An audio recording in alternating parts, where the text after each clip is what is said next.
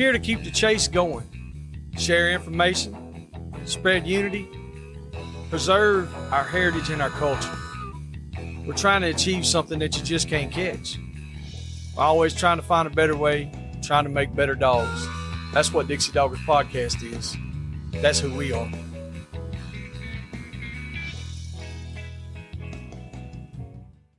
This episode is brought to you by Rankin Ranch 38 Cattle Company.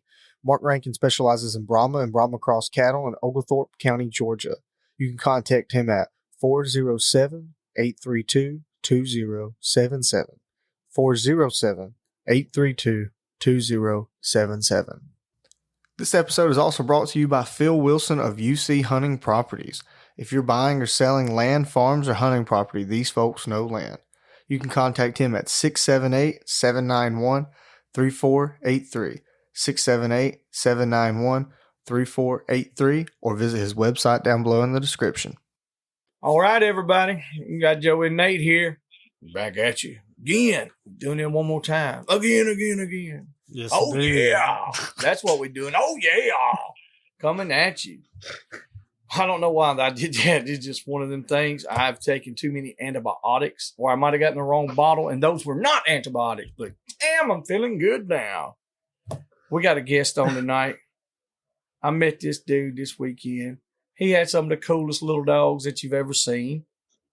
I really liked them. I used to have a Decker Terrier years ago named Poppy. And Poppy was he was the punctuation mark that set the standard for everything that I had for many years. And still hold it very high. And Tyler's got some of those dogs that are that young dog he's got's really something. I haven't got to see the older dog work in other things other than what he did this weekend, but that young dog's got it going.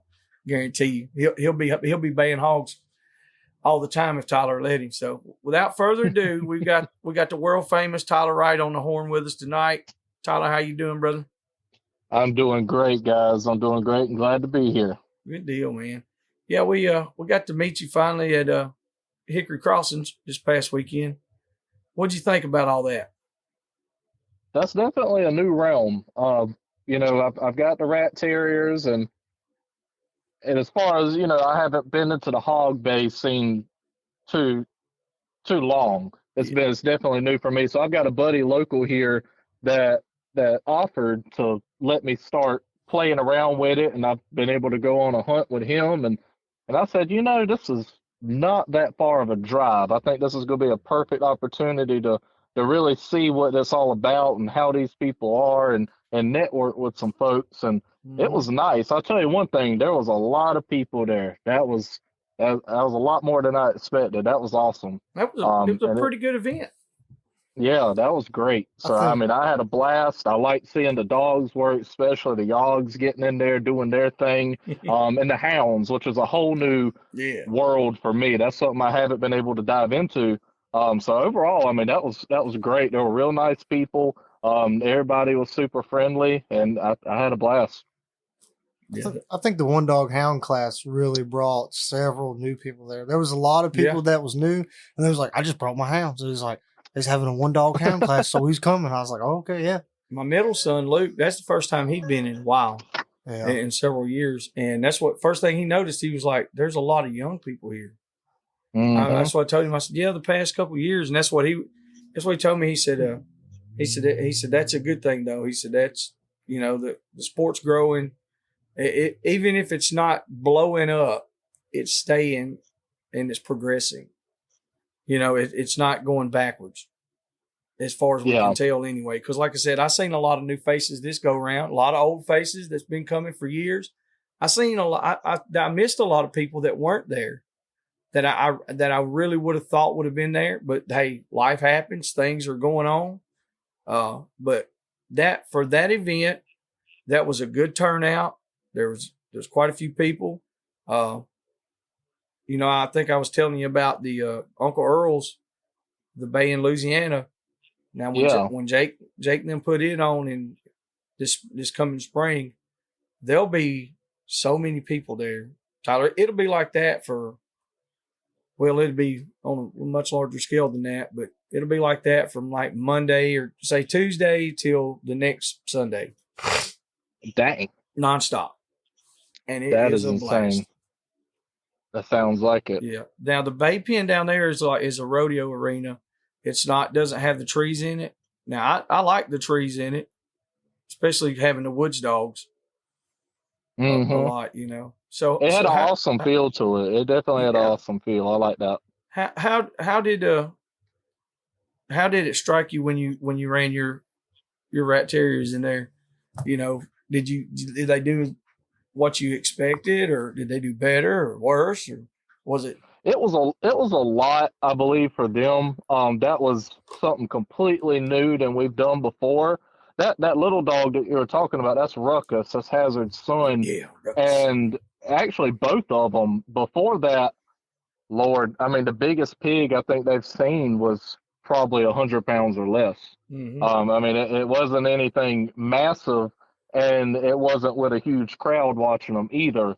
And so it was a lot for them. But Hazard, you could tell wants to get in there, but he's a dog that over the years has realized that he don't want to get cut down or anything, so he gets the hell out the way. Yeah. Whenever those massive pigs, especially Wolverine and that other one, come after his butt, he's gonna move. So he knows what self-preservation is. Yeah, he's definitely got that down pat. But what I was really happy to see as far as my dogs go is Ruckus. So Ruckus is still really young. He's only a year and a month old.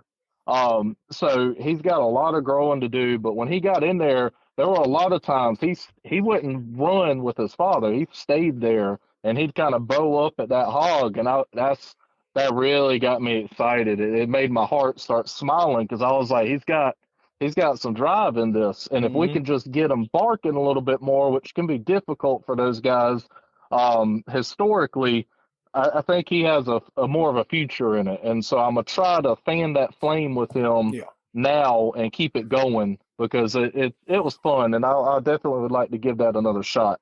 The whole time I was thinking, I was like, man, I wish I had. We used to have a few terriers that would bay really good and bark real hard, but man, all the ones that I've got now, oh man, they just. Did you watch that old dog of ours, Dagger? Did you watch him run? The one that kept just grabbing and hanging on, just like he barked about 3 times the whole time, and that's it. But what we do in that situation is somebody will be like, "Hey man, take your dog and run it with one of mine, and let's get him fired up, get him to barking and all that." I just didn't have nothing to put him with, and that's what a lot of people told me.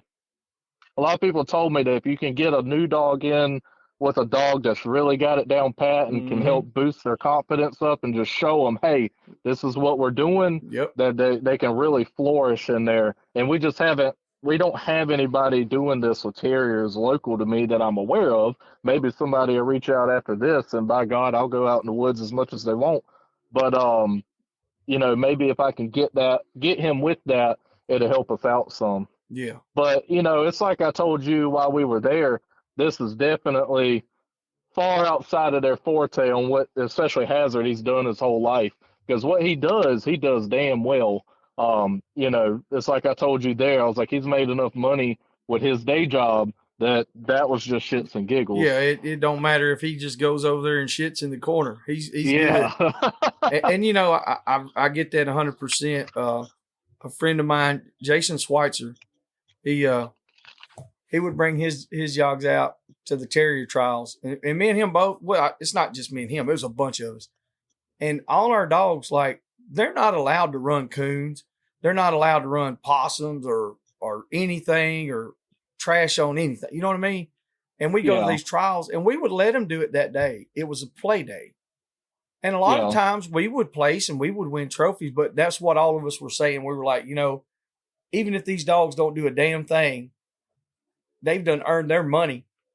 They done paid for their self, right. Yeah, these jokers do it. As a matter of fact, while we're on that part, why don't you tell everybody, kind of what you do with Hazard and a little background on that. What all you do with him?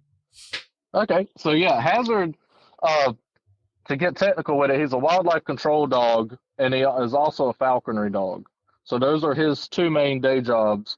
And for the falconry, that's just hunting. That's just straight up. We go out in the woods, and our goal is to kill squirrels. And he's been doing that his entire life, and I've been flying birds for the past 13 years.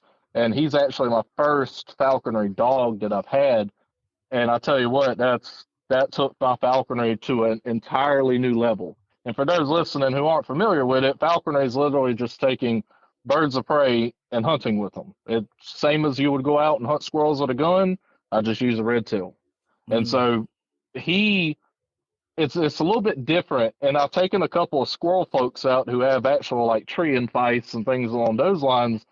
And they'll say, you know, this is a lot different than what we're used to, because his job is actually a lot different than just barreling through the woods and finding a squirrel on a tree. We typically don't have a whole lot of issue putting squirrels up. So just shaking the limbs and stuff, get stuff moving, jump a squirrel out of a nest. But where it comes into play is when you hunt a squirrel with a bird of prey, they act a lot different than whenever you're hunting them with a gun or a dog. That squirrel's number one priority is to get the hell away from that bird. And so I've literally had squirrels jump on my face to get out of a tree that had a good red tail in it.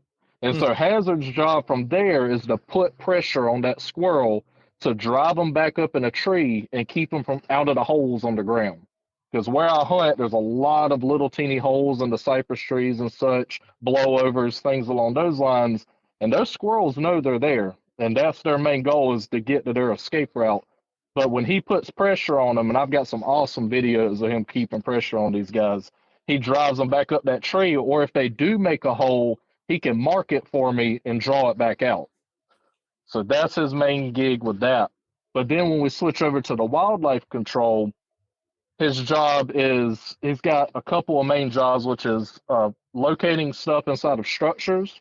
So I may have a private residence and they say, hey, I had a possum licking my toes last night. I really want somebody to come get this thing out of my house. Can you help me? And I'm able to say, yeah, I'll come over there on my canine. It costs this amount of money for us to come out. And I guarantee either he's going to tell us it's there or or it's not there. If he doesn't signal for anything in this house, it's not in this house. And that's how much confidence I have in that dog.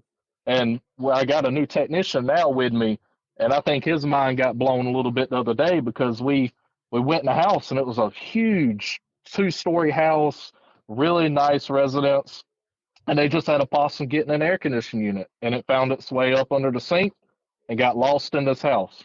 And if I was to do that without a dog, I'd be there for hours trying to go through the structure, because you got to go through everything, especially with a juvenile possum. And I said, listen, are you okay with us using the dog? He said, absolutely, let's get it done. We walked up to that front door, and he knows the name of the game. He was super excited. I unclipped that leash, and it was like you drew a line directly to that squirrel, like those little maze puzzles you can do.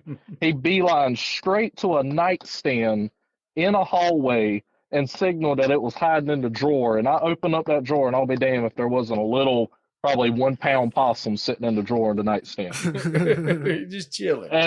And I would have never thought to look there. It would have took forever for me to be like, oh, we probably should open up this one single drawer in this entire house. Yeah, that's something that most people would never look at, Tyler. Yeah. And then we even go outside of residence. I've had jobs, big factories that hire us, and they're like, listen, I've got a fuzzy animal. My workers say it's a possum, but we're not sure, but it's got to go, because we can't continue working until it's out of here and we're losing money. And it's gotten to the point where they made me PPE up the dog before we could go in there. So I've got photos of Hazard with safety goggles and such on his head, made for dogs, for him to go in these factories to find possums that are hiding under a piece of industrial equipment. And we're able to, same thing, it's either here or it's not. And he's going to tell us which it is. And he'll find it up under a piece of machinery. I catch it. They're able to resume, and everybody's happy. That's pretty good, man. It's a blast. We've had a couple of guests and, a couple of folks that we know which, I mean, you know them too, you know, like Andrew and Tyler Slade and stuff. Absolutely. You know, they do similar stuff, and it's really, man, I wish we could do it here, because I'd be all about it, you know, but we can't, as far as we can't use a dog for nuisance removal. No. So when you apply for nuisance wildlife control officer, like when you do your permit, it's like no shooting at nighttime, no use of dogs allowed. And I'm like, well, damn. Oh, that's messed up. Yeah, it's bad. So you can't get paid to use dogs, and you can't get paid to shoot at night unless you get like a special depredation permit. But I don't think there's any kind of permit you can get, like an exclusion permit to use dogs. Mm-mm. And that's horrible. The depredation permits and stuff like that, that's the landowners apply for those. I don't think you can get paid to do that, can you? You're not supposed to. Yeah. But I know some, you know. But now, if you're working on tips and donations, nobody can tell you no on a donation. Donations are gladly accepted through this fat boy. Yeah. And that's kind of similar to some of the falconry stuff, like with educational events. We can accept donations, but you can't charge for anything. I tell you, like, I wonder what made them think about that, because I know with some of our regulations here, particularly on the falconry side, for instance, you know, falconers can take eyases out of nests, which is a baby bird. Yeah. And it doesn't make much sense for there to be a start season to that, because what are you going to do? Take a non-existent bird? Like, they don't exist until they're laid and hatched. Yeah. Like so there's no point for there to be a start date. So I didn't know that. Now that you say that, that makes absolutely no sense. Yeah, it's rather dumb. Not all states have it. It's a state-to-state thing, but ours, we're not allowed to do to May 1st. So for somebody like me who's been experimenting in the great horned owl realm, by May 1st, great horned owls are grown. And so it's not necessarily that they said, hey, we don't want people pulling great horned owls. It's just they didn't know enough about the topic at the time when the laws are written. You know, flying great horned owls on squirrels is an entirely new subject. And I'm wondering if that's not something similar with that. I wonder if that could be changed one day. Could be. And literally I have, well, I mean, and I don't care if people hear it or not, whatever, but I have done nuisance removal with dogs here, you know, but like I said, it was as a favor. Somebody called, was like, yeah, man, I'll come help, you know. Small towns, they don't have anybody local that could help them. And if they call some kind of animal control or anything like that, usually it's coming from Coleman would be about the closest one, or Tuscaloosa. So you got an hour and a half. And then, of course, they got to fit you in their schedule, you know, so they might not even be able to get to you. So, but like you said, it's one of those deals there. I don't think that anybody would ever press the issue unless that'd be a stupid issue to press for sure. Without a doubt, because like I've been called to some of these, I mean, $1 million homes or multi-million-dollar homes now. And like you said, and pull squirrels out of the bathroom. You know, and I wasn't a wildlife officer or anything like that. All I was doing was just like, I was a builder, and they knew that I hunted all the time and we trapped. So they would call, you know, they were like, this redneck right here grabs stuff. So that's how they knew me, you know. I heard that. Yep. But the great horned owl, that really, really piques it tickles my fancy right there. That's something I'm really, really interested in. How did you even come up with that? We'll be back after a quick break. And now, thanks to the sponsors and friends of Dixie Doggers. Animal Housing Solutions. Boars N Broads. Crockett Taxidermy. Hardcore Hog Dogs. Southern Cross Cut Gear. Ada Y Transport. 4L Kennels. The American Doghorn Museum. Unique Hounding Hunting Supply. Hogbaying.com. Tuskers Magazine. Mud Creek Hog Dog Trials.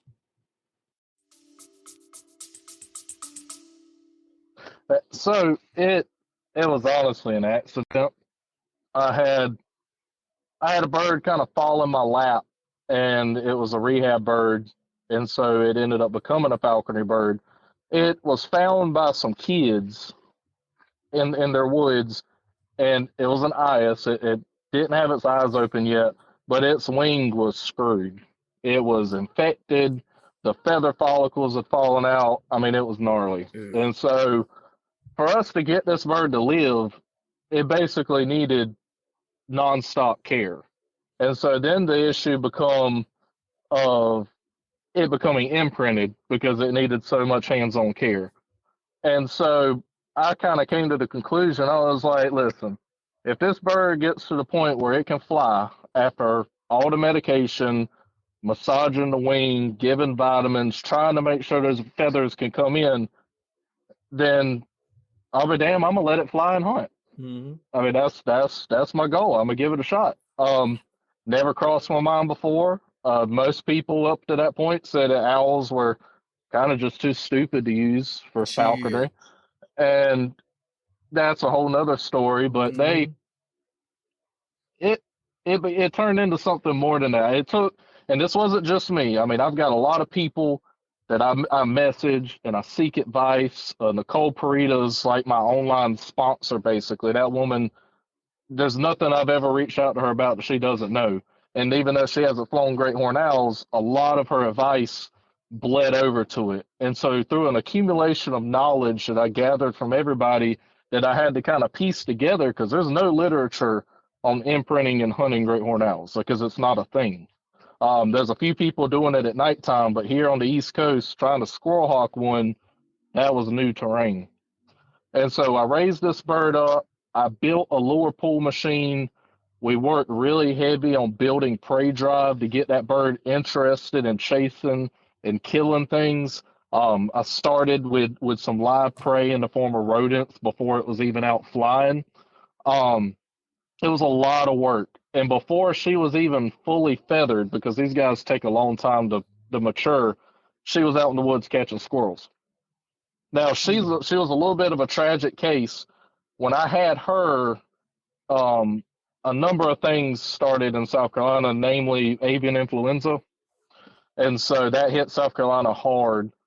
And it could have been West Nile, could have been avian influenza, but that bird went from chasing down and killing a squirrel, and 24 hours later, she was dead from some illness, some virus. And that absolutely gutted me because we had just caught our 17th gray squirrel out the woods. We were videoing, we were planning to go out west. That bird was a beast. She was getting really good and had a big future. So that was gut wrenching. Wow. And so I kind of gave up on it for a little bit, but it took me, what is this now, 3, maybe going on 4 years later. I started trying to find another one. I can't pull one in our state. And this guy posted on Facebook, another falconer, about a great horned owl nest in his front yard. And a female just brought back a pheasant to the nest to feed the babies. Mm-hmm. And I messaged him. I said, dude, is there any way I could convince you to pull me a baby? And he said, yeah, I'll do that. And boom, my face just lit up. Now, he was out west, and then I had to figure out how the heck am I going to get this owl from out west? Okay. Mm-hmm. He was coming back to Georgia to his regular home the end of that week. Wow. I was like, you can't get no better than that. No, you can't it get was any meant better. To be. It was meant to be. He's like, you think you could drive to Georgia? I said, that's not even a question. I'll be there anytime, any place, whatever. You say when, I'm going to be there. And I got him, and the rest is history. So I do have another.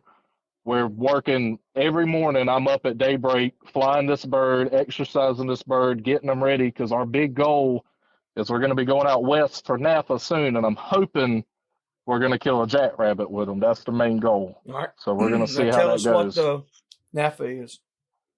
So NAPA is the North American Falconers Association's field meet. And so they do it in different parts of the country every year. And in 13 years of doing this, I've never been able to go. But they're doing it over in Liberal, Kansas this year, where they're supposed to be jackrabbits at. And if That'd I be drive awesome. all the way out west, that's my goal, is to kill a jackrabbit with that owl and this massive freaking red tail that I have at the moment. And so we're gonna drive all the way over there. I can't remember how long of a drive it is, but we're gonna walk the soles off of our feet to make it happen. Yes, sir. Now, are you originally from South Carolina, born and raised, or? Born and raised. I hear you. Yep. So I ask haven't that done at a whole first. lot of traveling until I got into dogs, and not even really the birds, just the dogs. The dogs have really caused me to branch out and get out of the state, which I've enjoyed a lot. I mean, Yeah. even just to Georgia, I haven't been there a whole lot, and now I've got all these people and these trials and trying to network, and it's been a blast. I mean, it's led me down a lot of different avenues. Yeah, it definitely that's one of the main reasons why I started traveling. But before I guess you'd say before I really got into, before we started the terrier trials, man, I Mm-hmm. hadn't went hardly anywhere.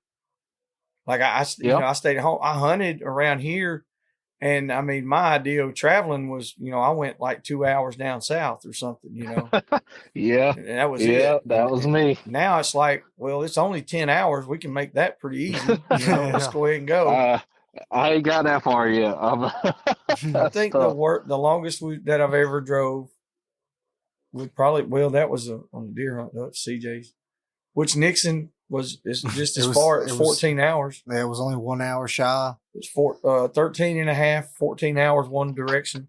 And then Rusty's was 12 and a half. Yep. 13. Golly. So like now, I'd probably say our average trip is 5 hours. Mm-hmm. That's probably going to be closer to, like, because like there's a lot of times, say if we go out with Kevin Brooks or Nathan Brooks or Cody Godwin, Carter and Ryan, Jacob Matheson, all those guys we've went and hunted with, the general consensus is about 5 hours of driving. I got you. So it's not horrible like that. Yeah, that's definitely manageable. That makes it where it's not miserable on the road. Yeah, I mean, especially like I said, we were doing 10 or 12 hours pretty often. Well, 8 to 10 hours, I'd say, probably more often than that. But once it got down to where it's 4 or 5 hours, now it's like, shit, let's go. There ain't nothing to it, Yeah. It's pretty cool. How'd you get into the dogs and the falconry? I mean, So they happened at different times. No, really. I'm kind of a black sheep amongst my family between the dogs, the snakes, the birds of prey. I've always been addicted to the woods, and so I'm kind of a different breed from most of the folks around in my family. Okay. But the falconry came when I was 14, and that was the youngest you could start at the time. And honestly, I wasn't into hunting until that point. When I was younger, I went out with some folks, and they kind of put a bad taste in my mouth with it all. I just, I was an impressionable kid at the time, and I just decided I didn't like it. And it was because of the way they were. They didn't have any care or respect for what they were doing. They would go out, they were squirrel hunting, they would shoot a squirrel, and they would blow it to smithereens on the ground with their shotguns, just massacre it. Didn't use it, didn't take it with them. They thought it was the most hilarious thing in the world to just massacre this little animal. And I was like, yeah, this is not for me. I'm not into this.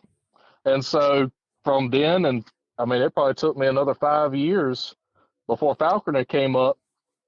And I was like, okay, this might be up my alley. And the way it got into it is there's an educational event here, and it's no longer a thing, but it's called the PD Deer Classic. And my sponsor was there, soon to be sponsor. And his name's Mitchell Brantley. And he had a hawk on his arm. And I'm a 14-year-old kid.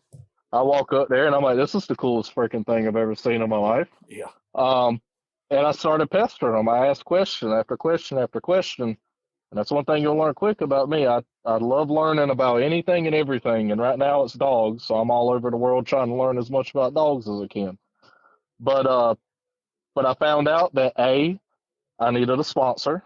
Sponsor has to teach you for a minimum at that time 4 years till I was 18 how to do this. I was able to have a bird during that time. B, I had to pass an exam through the state, 105 question exam on husbandry, diseases, identification, all that good stuff. And C, I had to build my enclosure, get my equipment, scales, leashes, jesses, gloves, all this. And then the Department of Natural Resources had to come to my residence and inspect all of that. And then I would be able to get a permit saying, hey, you're an apprentice falconer. You're legally able to go trap your first bird. And that's just, these birds are federally protected. So they make you go through the ringer to get started. And so I did. My sponsor said, if you show the initiative, I wouldn't mind sponsoring you even though you're 14. And so I met up with him at this little diner called the Drive-In local here, and we studied like once a day for I don't know how many weeks. And he actually drove me to the Columbia to take the exam at the DNR office, and I passed it. And at the time, I believe that they said I was the youngest one in the state to pass it. And so I went out and got a bird, and the rest is history.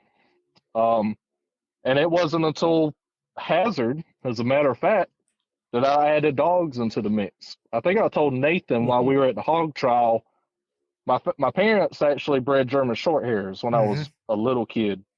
And they got out of it before I got old enough to really get a good feel for what was going on. You know what I mean? But whenever I graduated college college, my grandmother asked what I wanted as a graduation gift. And I said, I really want to add a terrier in to this bird stuff I'm doing. And she said, okay, we'll go find out when and where to get one and how much they cost, and we'll talk about it. I reached out to a bunch of people asking. I had no clue what I wanted. I didn't know if I wanted a Beagle, a Jack Russell, a Yogg, a Decker. I didn't know what a Decker was at the time. I asked all sorts of people. And Clint Carpenter was one of them. He had a Decker running with his red tails. He said they're most amazing dogs ever. He said they're going to hunt hard. I know Clint. Yeah, he was an awesome guy. He talked to me a lot. And that's what he told me. He said they're going to hunt hard, and when you get home, they're going to be your best buddy. And I said, that sounds pretty good. And so I reached out to a breeder in Tennessee, Miss Amanda with Dixie Deckers, and she said, listen, if you're going to hunt this dog and you're going to hunt them hard, I'll give them to you for half off. And I said, okay. So I spent $200 on my little Decker, and this is how far it's taken me. Now I'm traveling all over the U.S. with my little puppies and trying to learn as much about these dogs as possible. And it's just, it's really exciting how much something small like that can change a person, and get you into stuff like this. Just somebody saying, hey, let me help you do this, as long as you're going to justify this dog and giving somebody a chance, because I think we accomplished that. Yeah, that's a success in itself already, because the biggest issue that I have found in all the years of doing this is putting dogs with the right people. There's not a lot of the right people left. That's the problem. They see these cool little dogs and they're like, yeah, man, I want one of them. Sell me a breeding pair. And I'm like, no, you don't. Not selling a breeding pair, because they're not, like I said, they're not going to work them. They're not going to hunt them. They're not going to go through the paces. Once you do all that and you've had them for years, if you want to breed, no problem.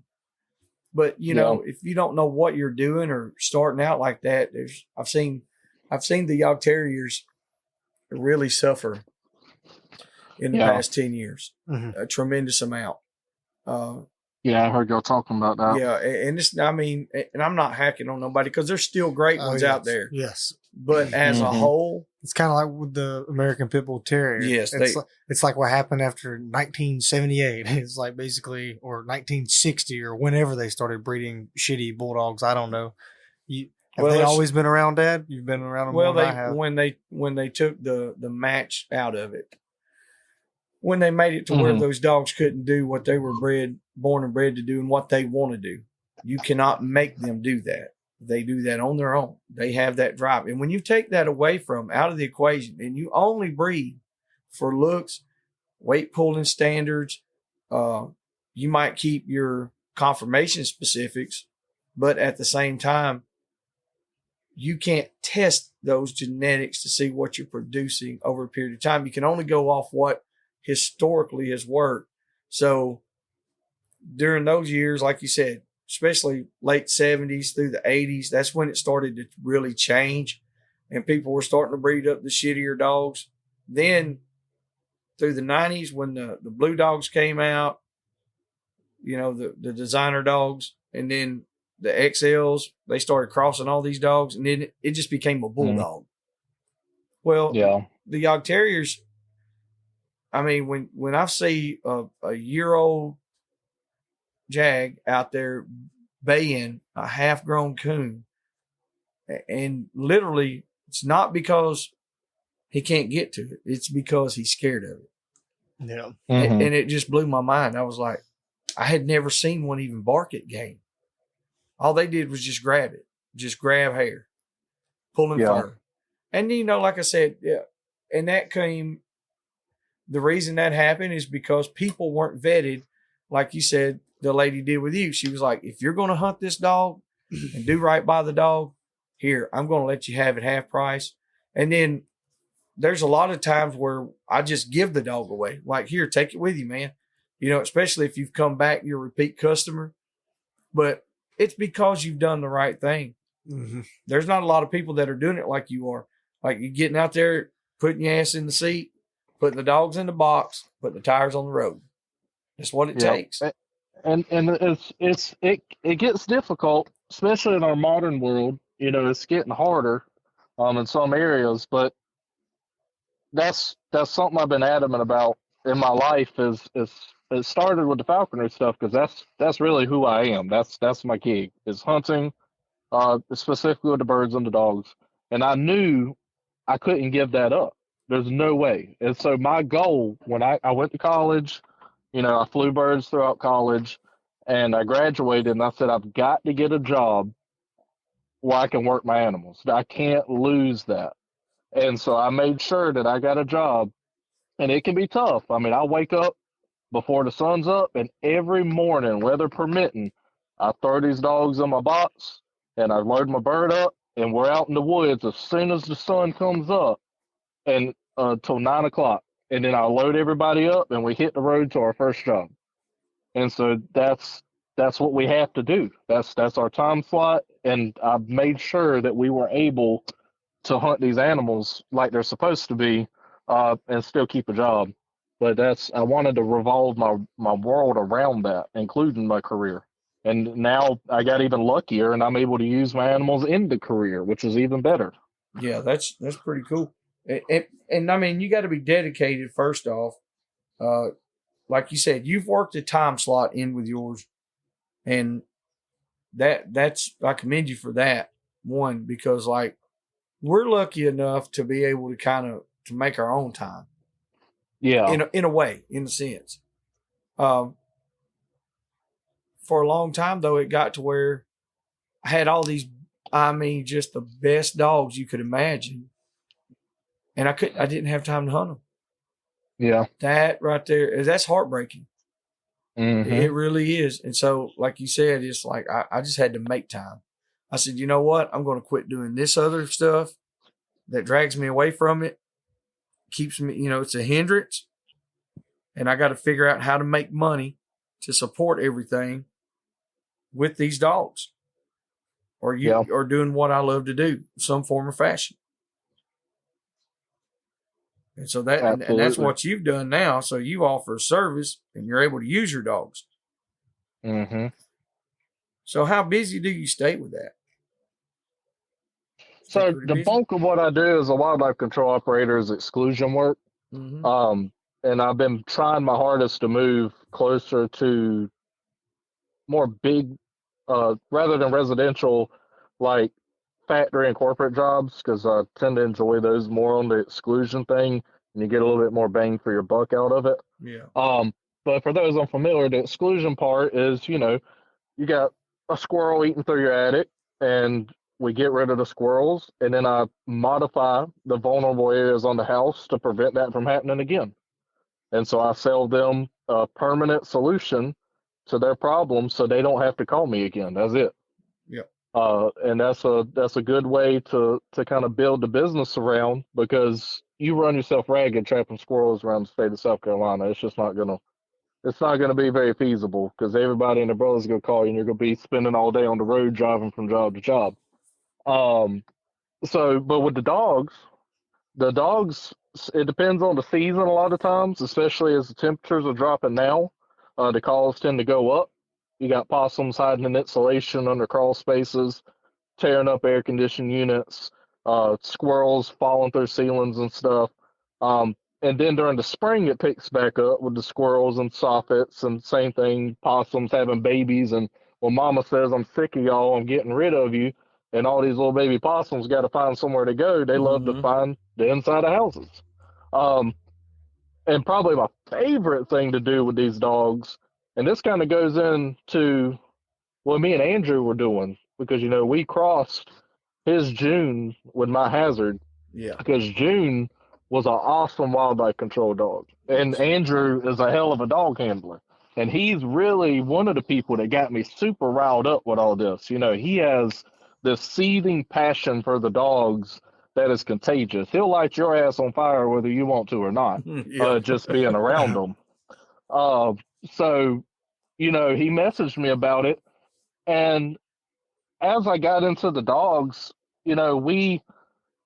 I realized that my standards needed to go up on what I really liked in a dog. Hazard was exploding. He was doing all these great things. And I had all these people reaching out to me, and they're like, hey, can I stud your dog? And I come from a wildlife conservation, rehab, saving animal perspective. And so I always have looked at the issue of all these dogs that end up with nowhere to go. And so I never really considered breeding dogs. And I'm like, okay, well, let's look at this. What does your dog do? Well, it's a house dog. I'm like, okay, well, put an X on that. I was like, is it hunted at all? Well, it really likes to chase squirrels in the backyard. Like, okay, we're going to put an X on that. And so I went through that a lot, all these X's, because none of these dogs had been proven in any way, shape, or form. And I realized these Deckers have a plague of pet keepers going on.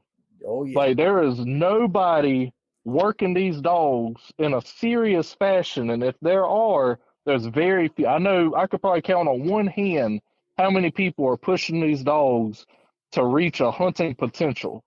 And Andrew was one of them. So when he reached out, and I already knew about June, I said, okay, well, what I want out of a program is I want these dogs to have value. I want people to need these dogs for a reason to do something. And then I want a smaller dog, a little bit smaller, for my specific needs as a wildlife control operator, because I love everything about this breed, but Hazard was a little bit too big to throw in the attic to mess with raccoons.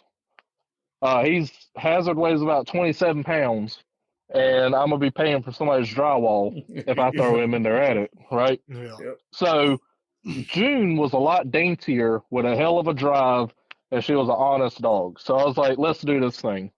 And I sent Hazard up there to him, and we had our litter, and I got the luck of the draw with Ruckus, who has seemed to max out at 19 pounds, because attic work is a big part of what I like to do.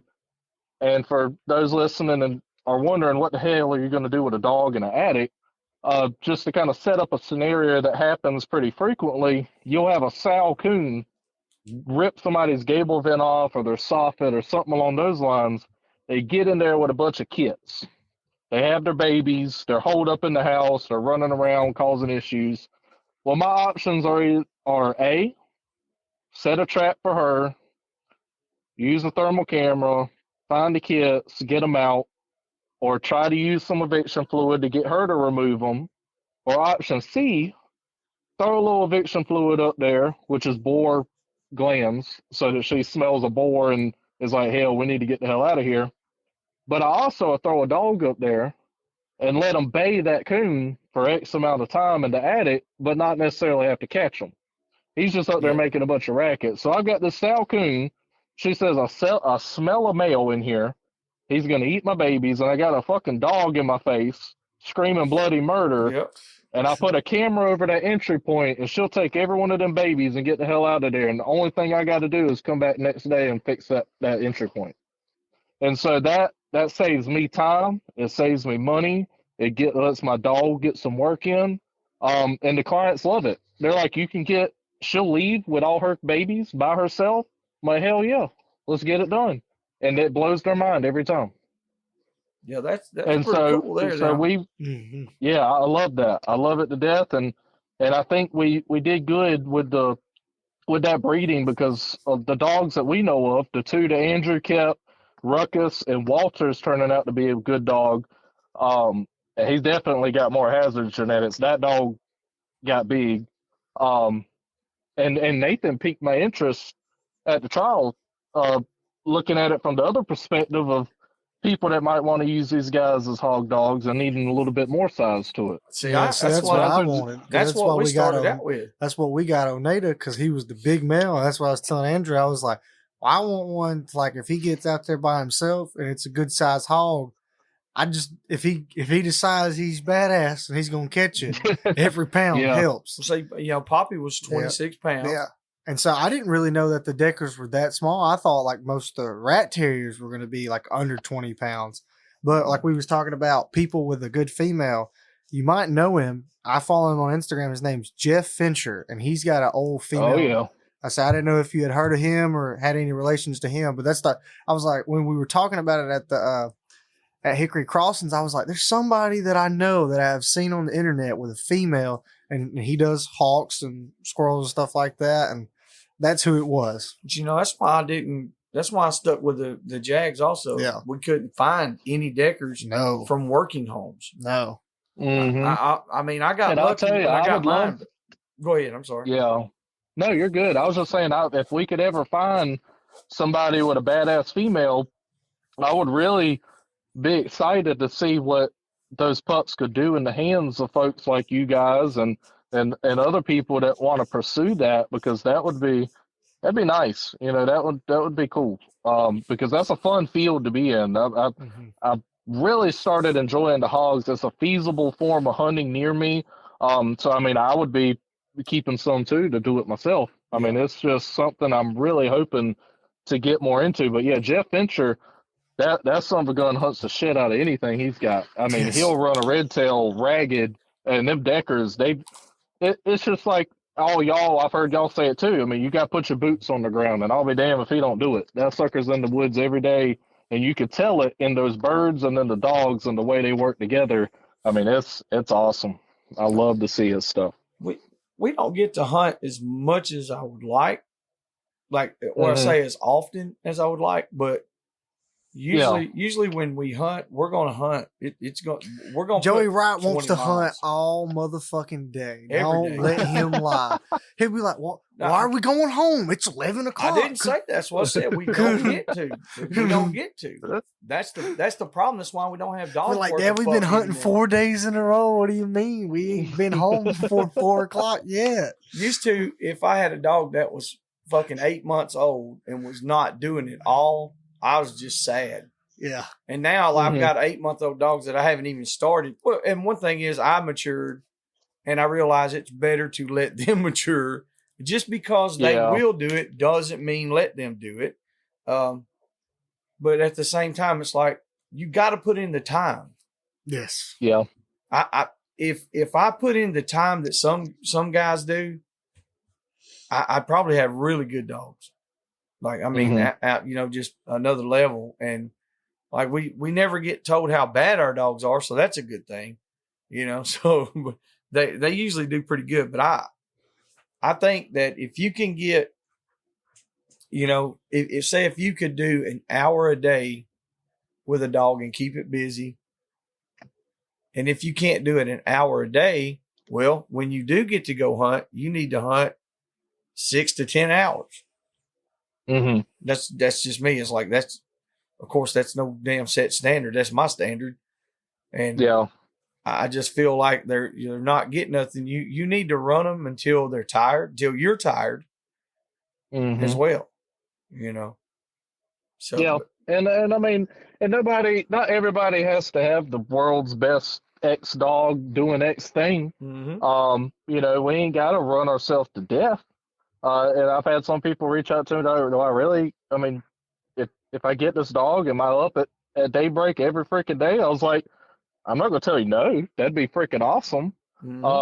But you could do it on a lower level, and as long as you're having fun and that dog's fulfilling his need, then I'll be damn go do it. Have fun with it. That's at the end of the day, that's what it's about. Enjoy your dog. Enjoy being out there and chasing something. Yeah, exactly. I know people that, they'll say, well, I haven't ran that dog in a year and he ain't forgot what to do. And I've done it plenty of times. I've done it where I didn't run a dog all summer, take them out, and man, they just show out. But then they'll have a hunt or two later, they'll hit a lull, or they'll do something that's, that's not normal for them. And I'm like, well, that's probably because they're tired, their muscles could be pulled, strained, pads could be sore, just anything, multitude of things, because they're not built. They haven't built their body up, and it started to break down. That's just like I've worked construction my whole life. If you don't continue to do it, you're going to get soft hands, you know? And then if you start back, you get back out there running a shovel or swinging a hammer, well, them hands get calluses again. Yeah. So there's a time, and you'll notice it. Same thing with dogs. It's just like with people. If you take off and you don't do nothing, you take that little vacation. Same thing with that dog. Same exact thing. But I'd love to have one of the bigger deckers, like Hazard. That size right there, I really like that. Yeah, he's got a nice build to him, and he's got good drive, and he's got a hell of a good head on his shoulders, which That's what I like. That's an important thing for me, because and that's what I tell people all the time. I've had people message me and they're like, I want to use a dog in wildlife control. I'm like, great, that's a great thing to start with, but let's look at it realistically, because with everything I do between the rehab, the center, the falconry, PR is kind of a big thing with me. I have a lot of different people that follow me and look at me from all walks of life. And I do my damnedest to bridge the gap between a lot of people so that we can see things differently and make people hate certain things a lot less. Yep. Especially, I bridge fur mommies to the hunting world all the time. Anti-animal captivity, all this stuff. And I try to show them things in a really good light, and they appreciate it more. They're like, that's not what I thought this was. This is actually pretty freaking cool. Yep. And so that's important, because at the end of the day, the majority is who's going to decide what you can and can't do on a legal basis, right? Yes. So I don't want to go out and piss off thousands of people on TikTok or Facebook and cause a mob against what I do. I want them to see it in a positive light. So the same thing on wildlife control. I'm like, listen, you got to make sure your dog is set up for this. And it has a lot to do with you as a dog handler and that dog. You don't want to roll up to this house with your shit eater, right? And the client opens their door and he jumps up on their chest and starts clawing them to death with claws that are 3 inches long, right? And he's covered in doo-doo because he sat in a box all day. Dog shit. Yeah, that's a hell of a perception you just created with that client, and they're going to look at you like you're a fucking idiot. That's exactly right. There's no way around it. You've got to have a dog. When I roll up to a house, Hazard's in a heel. We're sitting on the front step. We give the client space.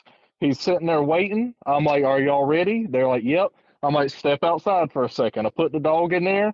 And it's really cool to see. That sucker's so methodical. He's done it so long.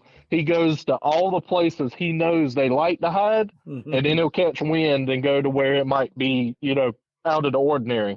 But if I tell him to come back, even after he's found it, he's going to come back. He's going to be shaking. He's going to be vibrating because he's so worked up. And if I give him the word, if I tell him to break, all hell breaks loose. But he knows that, hey, I better go sit beside him like he told me to, and the fun stuff comes later. You don't want a dog jumping all over the client, pissing on the furniture, finding something and ripping apart a bloody mess in the living room floor. And so then people are like, okay, wait a minute. Maybe this guy's not the best for this, but I can still do it if I put effort into either this dog or another dog, so on and so forth. Because you don't want to make us look bad, the people that are doing this, because it can be done extremely efficiently and in a very professional manner. If we're out running hogs on a property, that's a whole nother ballgame. That's right. But when you're dealing with, like you said, multi-million-dollar homes or even a $200,000 home, you want to respect the client and respect the property a lot.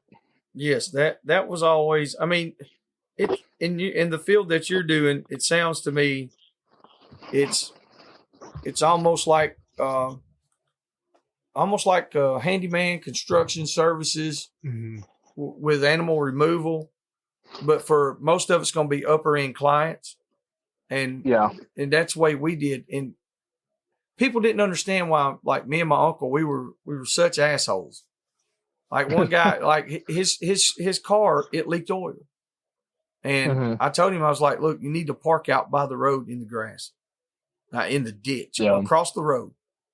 Well, I'm not walking that far. I was like, you're not parking on the fucking driveway. Yeah.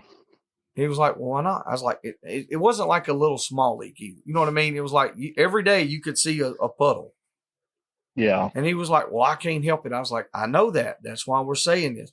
But some people don't understand that. There's like, look, the PR factor, like you said, your job depends on it. This is my face that you have to look at.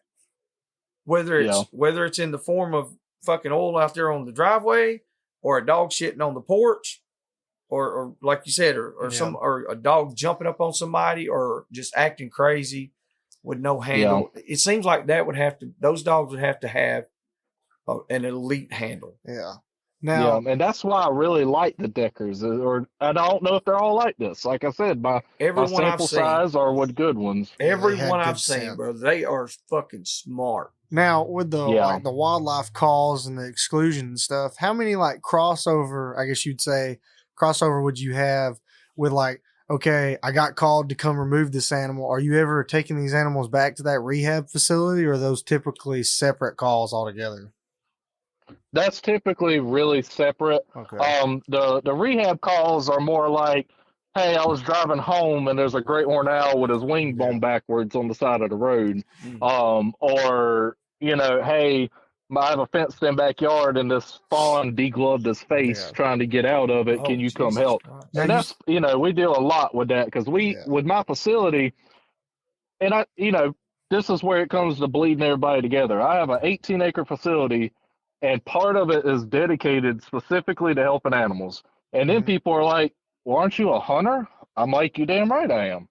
If an animal has an issue, and the majority of the time, it's going to be because we fucked up as people. Yes. That fawn is not evolved to deal with a fenced-in yard, and he fucked himself up. Yep. That owl is not evolved to calculate the speed of a giant hunk of metal coming at him at 60 miles an hour. That's not his fault. Nope. If somebody calls me and says, hey, there's a hawk with a squirrel on his feet in my backyard, tough shit. That's how it works. Yeah.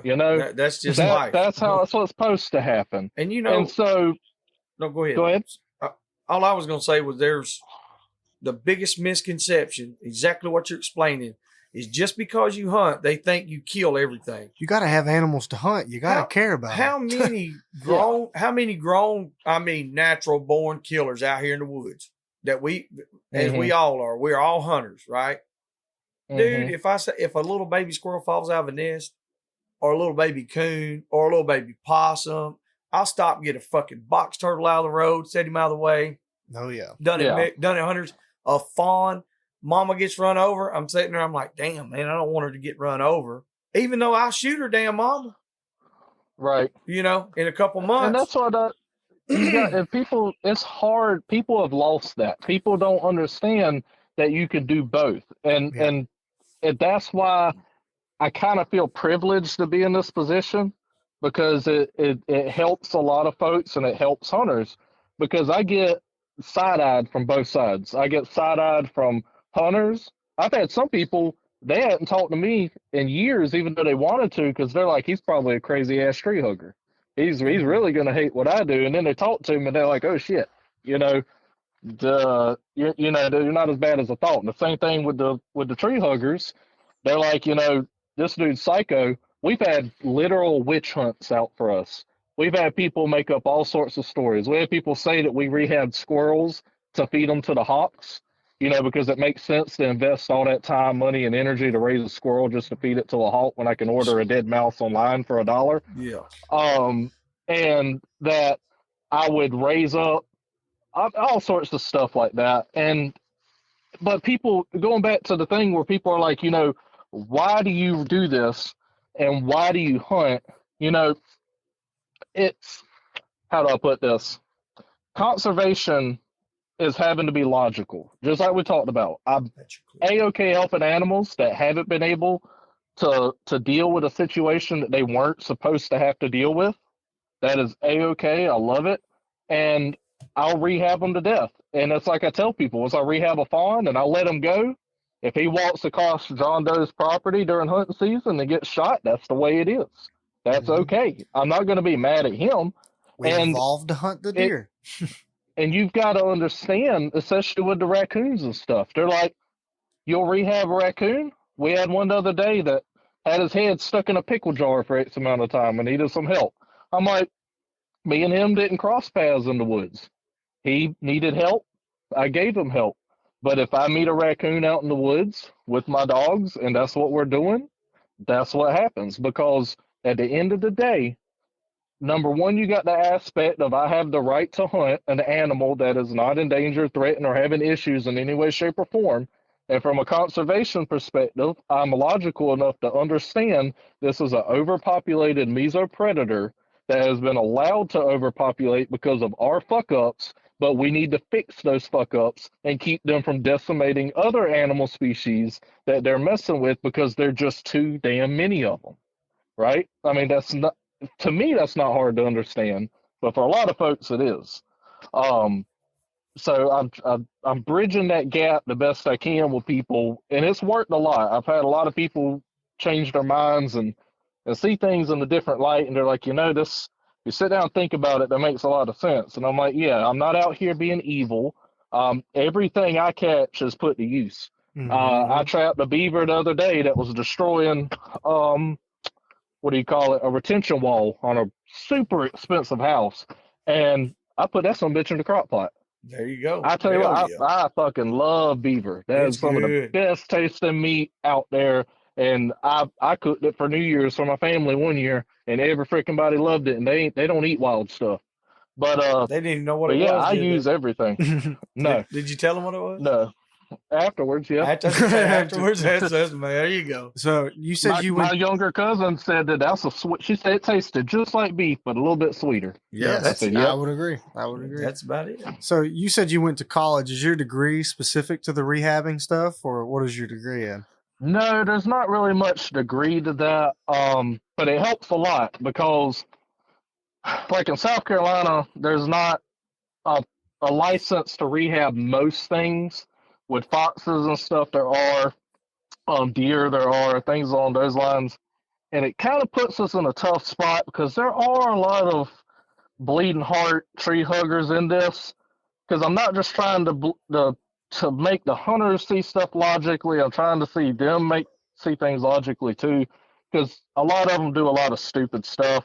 Like for instance, you'll see every year they're like, "Oh look, here's a video of all these raccoons we've rehabbed, and they're about to be released, and they're sitting there reaching through the bars trying to get food from them." I'm like, "Listen, you failed every one of them. Yep. That raccoon shouldn't want a damn thing to do with you before he gets cut loose."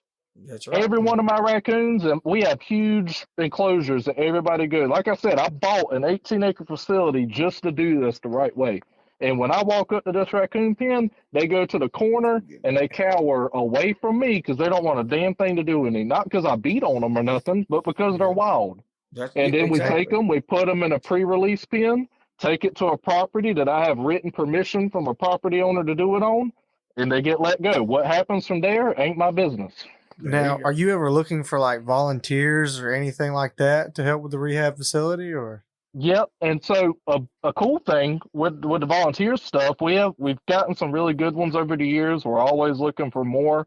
But so back to the college thing just for a second, I went for biology. So I got my biology degree from Francis Marion and got a minor in chemistry. And I focused a lot in herpetology because that's another, probably my third big passion. But we actually get a lot of volunteers from colleges that we've formed partnerships with where they actually get credits towards their degrees for helping at the facility, which is pretty awesome. But yeah, we always look for more good volunteers. Now you're not coming there to cuddle foxes. You're not coming there to diddle raccoons. You're coming there to scrub tigers? Poop, scrub shit. No tigers, but we got lynxes and bobcats and all that good stuff. But Carol Baskin? Yeah, it's a lot of poop scrub. Huh? I hope to never know her.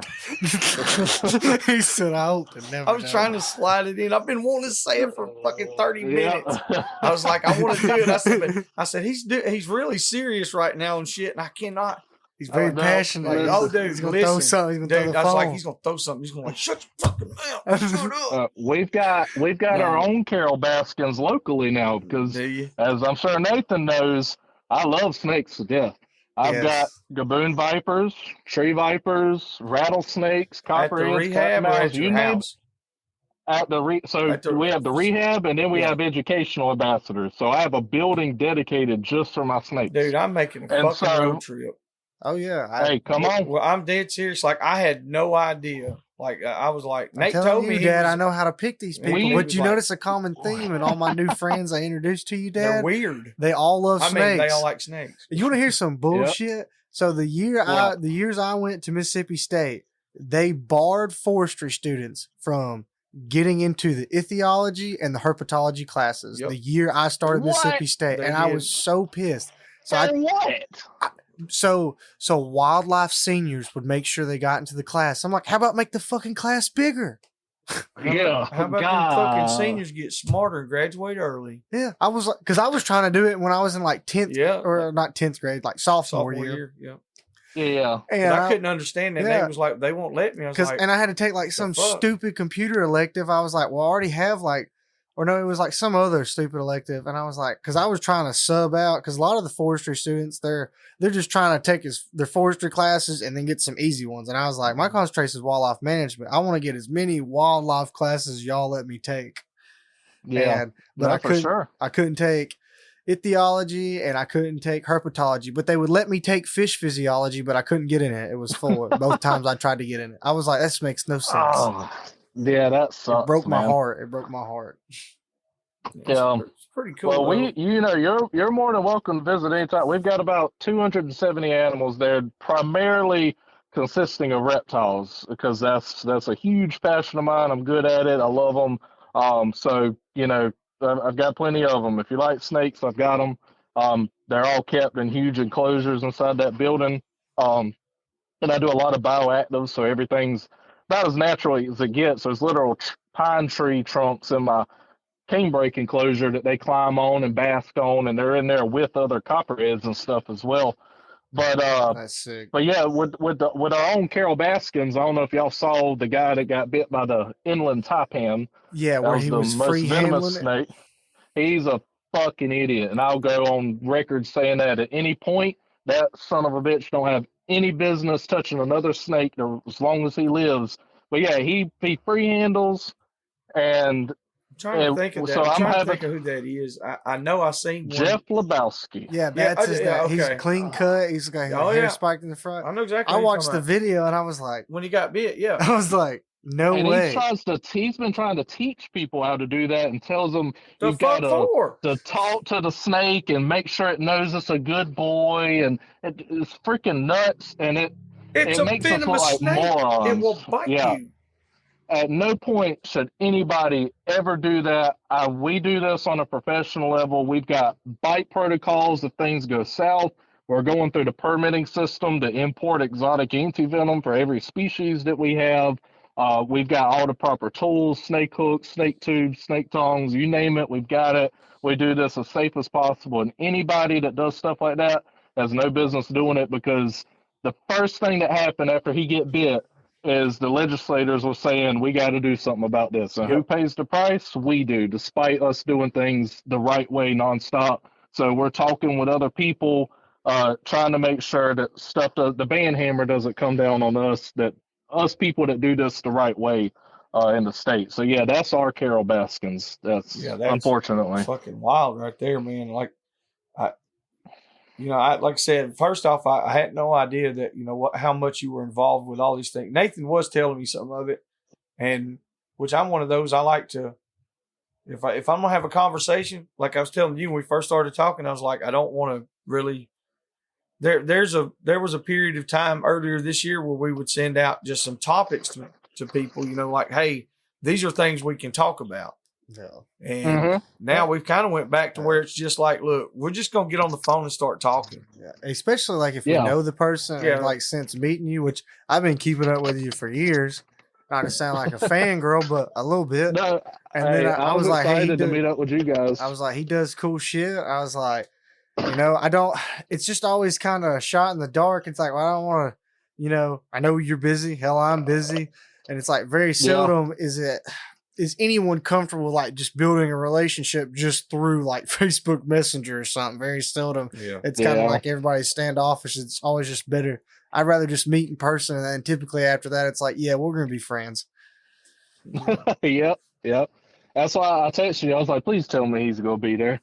I got to meet these people face to face, and it's worked out good. And Nick Fox, if you're listening, you're a puss. Nick, you're a puss. You said, he thought we was actually gonna have to do some shit. That's all it was. We missed you, Nick. He was scared we was gonna have to get out there and dig a groundhog up or sick a dog on a coon or some shit like that. Nick was like, I don't want to do that.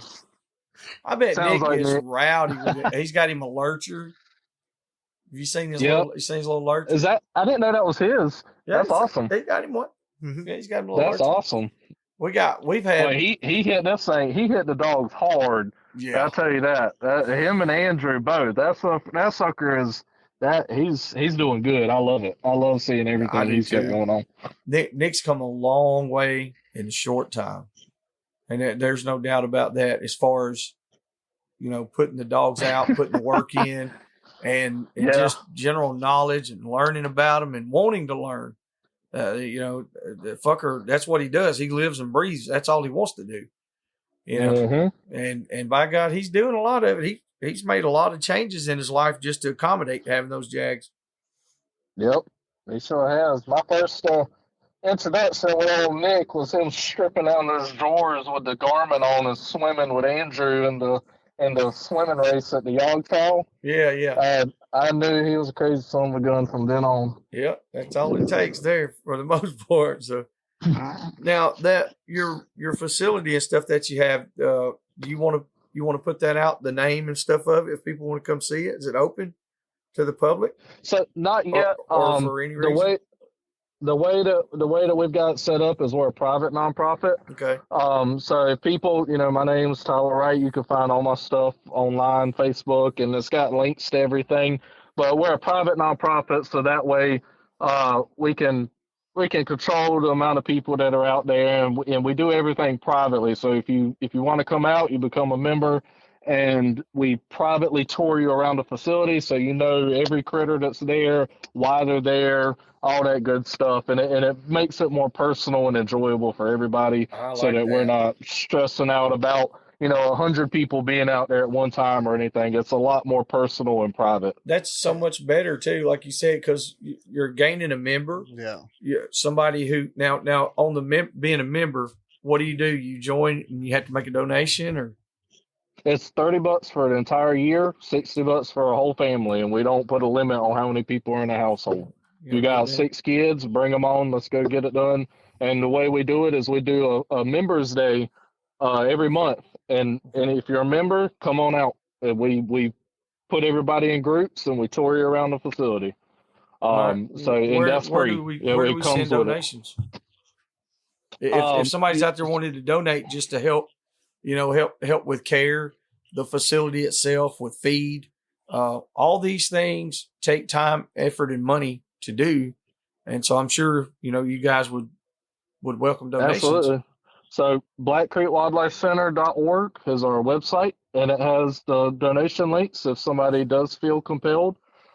Because like I said, I'm an avid hunter. I'm an avid conservationist. We want to help animals that need help. At the same time, and be that voice of reason for hunters, to let people know that we're not bloodthirsty killers. We still have a respect for nature. And we don't want everything to die slow, miserable deaths if we can help it. But at the same time, understand that hunting is okay. It's fine. And we want to make sure that people understand that. It's I think a really big example of all these misconceptions is I have somebody and I hold them in high regard. Just to preface that, I'm not going to name them by name or anything, but I shared a video on Facebook of somebody hunting jackrabbits with a sight hound. Awesome video. I mean, that sight hound burned that jackrabbit down. I mean, it was a testament to that dog's fitness and everything else. I mean, that dog was well taken care of and did an awesome job. But this person got on there because if anybody knows me, I can't stand a damn outside cat.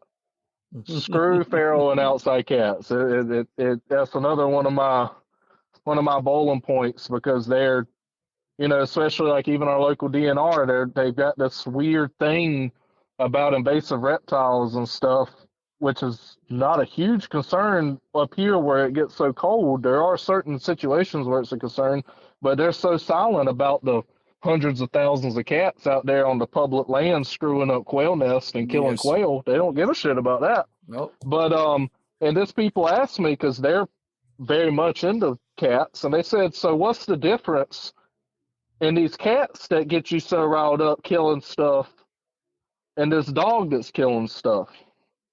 And I'm like, well, I'm glad you asked. And so I got on my keyboard and I wrote my book, and I was like, listen, this person bought this puppy, they raised this puppy, they trained this puppy, they bought a hunting license, they contributed to the conservation efforts of their state, and everything that they bought that was hunting related had a tax added onto it that also went to conservation efforts, and they have to follow the laws of their state. They can only catch this amount of rabbits per day, they can only hold on to this amount of rabbits per year, and they went out there at a specific set time and they did the damn thing. When you have your little shit-eating cat, it doesn't pay anything to conservation tax. You don't buy a hunting license for everything it freaking kills. You're not training it. And you don't have to go by a set time and date or put effort into letting it kill anything. It just kills shit 365 a year. And that doesn't have any regulation on it. And she was like, shit, you're right. Yeah. So. Hey, if people would really, and listen, I beg all listeners right now out there in the whole world that's listening, stop and think about all the cats that you've had in your life just running feral, or the ones that were, barn cats or yard cats, whatever you want to call, even your house cats. When you turn them out, let them go outside for a little while or whatever, you don't know what the fuck they're doing. They're over there doing exactly what he said. I've had them bring so many of, those little green grass snakes, man. When natural born dude, when I was a kid, you used to find little green grass snakes everywhere, and now we very, very seldom see them. Very seldom. Yep. But I've seen more fucking cats come up dragging those little snakes and the little green anoles, the little lizards.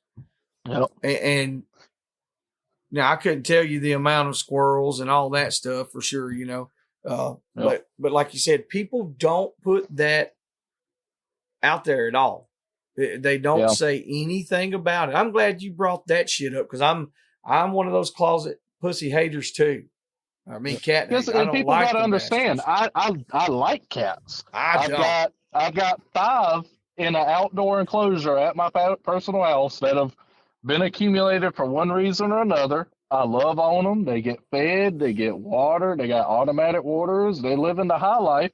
They're just not allowed to go out and randomly kill shit for no reason because, like those experiences you were talking about, people have to understand you have to take that one experience you had, account for all the ones, like you said, that you don't get to see, how much they're killing out of sight, and then multiply that by what, 30 million across the United States or Something more. like that. I mean, In the United States alone, it's insane. That's not including all the other countries.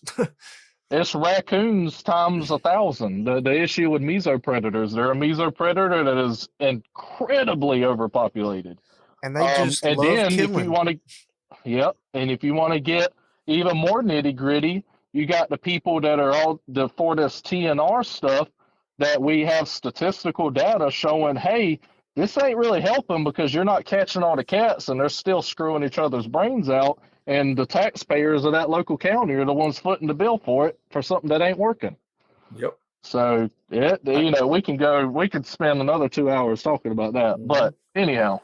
I don't know why where's it at? Was it Australia or somewhere like that? They just opened season on poison sausages and stuff. Yeah.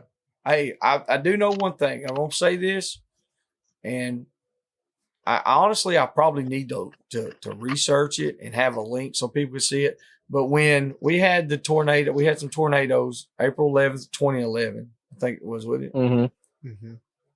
It was horrible. I mean, it wiped Tuscaloosa out. It was bad. And the cats were so bad.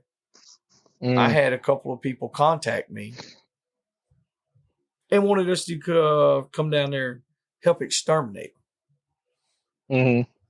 Mm-hmm. And I was just curious about that. And I was like, well, how come y'all waited till now? And they're like, we never realized there was that many. I was like, oh, I've seen them. Like, you ride through there at night, and I mean, the parking lots are full of little bastards going everywhere. But because of all the damage and all the housing and the buildings that were torn up, there was nobody there working and living there. Them cats had nowhere to go, and they were just literally roaming the streets, wreaking havoc. Cats they're the devil. Feral cats. And they cause, they probably cause hundreds of thousands of dollars in damage in my service area. And the problem is so bad between the cats and the people that we as a business do not do cats because of the PR nightmare. All it takes is you catching, fuzzballs in a live trap and it get posted on Facebook and people lose their minds, even though the cat's completely freaking fine. People are just they have such knee-jerk reactions to this whole situation. And people just have to be more realistic, man, because the problem's not going to get any better. You take the same thing with feral hogs, Burmese pythons, all those guys are invasive, and not a single soul on the face of this freaking earth is going to say, hey, go catch that hog and cut his balls off and throw him back out in the woods. Nobody's going to tell you to do that. Exactly. Same thing with the pythons. Nobody's going to say, catch that 18-foot python and take its ovaries out and let it back go. Because at the end of the day, it still kills shit whether it can reproduce or not. Mm-hmm. Mm-hmm. That's true. Because our hogs are horrible. And I did some snake surveys locally at one of our wildlife management areas. A beautiful property. They're managing it for Lonely Fun, Savannah. A lot of different habitats. I loved it. And I was finding scarlet snakes, which are absolutely beautiful. There were coach whips. Everything was going great. I was having a great time. And then we started coming to check traps, and the fucking hogs were coming through. And they said, oh, this is great. They would tear them traps open in a heartbeat and eat anything that was in there. Oh, my gosh. Hogs and that love snakes. Now, that's a horrible critter for the environment. Yes. All right, so when we're on this subject right here, talking about hogs and stuff like that, it being invasive and all that, hogs have been here since we've been here. Mm-hmm. So, when you say we, you mean settlers, people coming in, not natives. Since we came and settled this place. Settled. Paraphrase. Whatever. Yeah. Since them honkies come up on them ships, and they had some pigs with them. Mm-hmm. So those pigs have been here so long. I mean, why is the whole deal? You know, you hear them like, well, they're non-native species. How long do they have to be there before they're considered? Before they're considered not before they're invasive? Naturalized. Yeah, before they're natural. Yeah, they're taken where they're not an invasive species, because it's like, you know, what do you? There's got to be a point. I think there's a couple things to look at with it, and part of that, and I may misspeak on some of this. You know, I don't have it all laid out in front of me, definitions and all that. But you take like a red fox. That is a naturalized species. They came over here just like what you were talking about, and they have had the ability to fill a niche in the local environment where they're not really doing a whole lot of harm or good one way or the other. They're here, real similar to like the gray fox. They're not causing a problem. Mm-hmm. Then you have something like a feral hog that breeds like rats. They have nonstop babies, and they're extremely destructive on environments that have not evolved to handle that kind of pressure. So those habitat, they're rooting up real sensitive grassland species, not talking about necessarily animals, but the plants themselves, that those plants and grasses have to have those root systems in place for years. Yes. And once it's uprooted, it's over, you know, for that particular plant. And when they go through this habitat and destroy it, it takes an extremely long time to recover. And it's not something that's going to be able to adapt to those animals within our lifetime. And so you have the issue of overpopulation, habitat destruction, and there's nothing here that's going to successfully keep them in check other than us. Mm-hmm. I mean, I'm sure coyotes are trying to help out with some of the younger ones when they can, but our mountain lions in a lot of the U.S. are gone. The jaguars are gone. The American lion is gone. The American cheetah is gone. All these top predators that would love to snack on a pig are non-existent anymore. I'd say throughout much of the U.S. Yeah, probably be the number one predator, and I don't know how often they're predating on them. Yeah, I don't. Here, you can find them rarely, but not very often here. They're not going to grab a 300-pound boar hogs with a 250-pound bear. One of my old professors, Dr. Ray Igley, he's actually doing a study on the John W. Starr Forest for Mississippi State, and one thing that they're studying is how the plant community and the biological diversity is affected over the years from these hogs, like you was talking about, like the disturbance basically. So like with a lot of plant communities, they're heavily reliant on disturbance at certain periods. So like most people that know anything about wildlife management is like quail, they need a lot of disturbance. The prairie needs every year, every 2 years. Turkey, they can use a little less because they are a little bit bigger birds. So, you know, every 2 to 4 years, something like that. And, you know, deer gets a little bigger. So now you can start going on a 5-year disturbance. And whether your disturbance be fire or thinning or something like that, but like you're talking about, like if a sounder of hog comes through and they hit this prairie after it's already been burnt, can that plant community handle that stress? That is a good question. And so I'm curious to see what his research really says. But I know I also read another research study, and I'll try and find these. And Dr. Igley might have just done like a dissertation defense or something on one of his doctorate students. So I don't know. You never know when they're published until they are. But I read a European study, and it was talking about basically like the Eurasian boar taking place in some of these areas, the niche of more of like a red stag. And so, whereas like most of their sensitive plant communities are already kind of fucked up because Europe is largely settled and people have been there so long. And so it has actually kind of taken place of, you know, transporting these seeds on these plants and stuff like that. So I would just, like you said, it's like, I think some communities the hogs aren't really messing them up at all, and whereas others, like you said, are absolutely detrimental. And I think that's why it's such a slippery slope for sure. But now, is this, you guys are looking at it from your education through science, correct? Something that is quantitative, something that's measured. Well, that's what I'm saying. That's That's what you're looking like. That's what I'm saying. That's exactly right. Most people don't know 1/10 of the plant, so they can't make an accurate description on something like that. A soybean field that's 5 acres big. Yeah. We'll put it in layman's terms. Yeah. We'll put it in dumbass country boy stuff. Yeah. A soybean field that is 5 acres. What does more damage? 30 pigs, 30 coons, or 30 deer? That would be an interesting study. I can guarantee you, I already know. We done that. I mean, and then you got to think, because all of those are hogs will not stay. They will come in there and hit it and quit it. Yeah, and they'll move.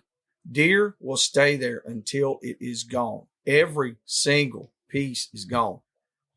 And in the cornfields, you'll see more coons and deer damage than you do hog damage. We look at it every single year. Yeah. I think it's also just because they disturb the ground so much. So it's more like it's like poor PR for the pig to see like all the soil upturned and shit knocked down. What I'm saying is the reason that it's pushed down our throats about all this shit is through the agriculture side of it. The farmers, that's all you hear is how bad the crops are fucked up because of the hogs. And most farmers shoot a lot of deer every year. And the thing about it is, like, they don't even look at, a lot of them don't look at the deer. Yeah. And they don't look at the coons. They don't even look at the blackbirds. Go to a rice field, a 5,000 acre rice field. You want to see some damn birds and the damage that they cause, So it's like, is that was why I've always wondered. I was like, is that one of the things that's keeping it on that? I think so. Invasive species deal, So like with y'all saying the scientific part of it, that makes a lot more sense to come at it from that perspective than to just say it's costing me money. It's costing me money. Yeah, exactly. I mean, because that's what it comes. Because that's what it comes down to. 100%. That's the only thing. I think it's like 60 or maybe it's like 70 or 80% of all corn grown in the U.S. is to feed animals. It's not even to feed people. Exactly. So why not just let them eat it in the field? And then when they get to eat it, they can eat it. You know what I'm saying? Yeah. It's just playing a bunch of big fucking It's a slippery slope. It's a slippery slope for sure. It's gay. Oh, yeah. Per the usual, one big gray area of kinda, no. Yeah, maybe not. I don't know. That's one thing. If there was anything I could honestly wish in life as far as in today's society would be like no gray areas. Yeah. Just put it down. What is it? Black and white. Yeah. Tell me yes or no. And that's the reason for a scientific study. So it says right here in this specific spot, yes or no. But then everything else is one big gray area. Then you got another fucking gray area over here. Because like we have, it's kind of like having a big trailer and you only got one strap to tie all this shit down. You're like, it's holding here. I don't know what it's doing everywhere else. Gray areas and shit with what you do, and especially with the rehab facility. I bet you deal with a lot of gray area shit there, don't you? Yeah. Basically, my whole existence ends up being a gray area. Yeah. Sometimes I think it would be better just to, for myself, is to just go ahead and do it and be like, well, if they don't say nothing, then I'm good. Just go ahead and do it. Yeah. So I don't know, but anyway, that's I just the whole deal with the way people take things in today's society, especially like you said, if they see a cat in a live trap, they're going to fall apart, like they're going to bow up and die. Yeah, or most animals, and that's NOCOA, the National Wildlife Control Operator Association. When I got into this field, let me tell you, that was a breath of fresh air, seeing an organization centered around this where they're like, hey, we need to look at everything we're doing in a pretty logical manner to do it professionally and to understand how stupid people are. You know, like and teach. I can send a technician over there, and they're like, "Hey, don't put a round body grip trap for a squirrel on the front of somebody's fucking house facing the road." You know, because when people are driving by, seeing a squirrel with a brand new necklace on, they're not going to appreciate it. Just stuff like that, because people are extremely sensitive, and one thing that drives me nuts is critical thinking is dead. I took a course specifically over critical thinking in college, and that opened up a whole new world for me. It helped me question things correctly in a logical way. And then, unfortunately, I realized 99.9% of the population doesn't do that anymore. And that is the most frustrating thing in the world. Like this, even this conversation, us talking in this manner, is a breath of fresh air. You know, with two people that have logical heads on their shoulders and enjoy talking things over rather than thinking, you know, my way or the highway. Like, hey, here's a question. Let's talk about it. What makes sense?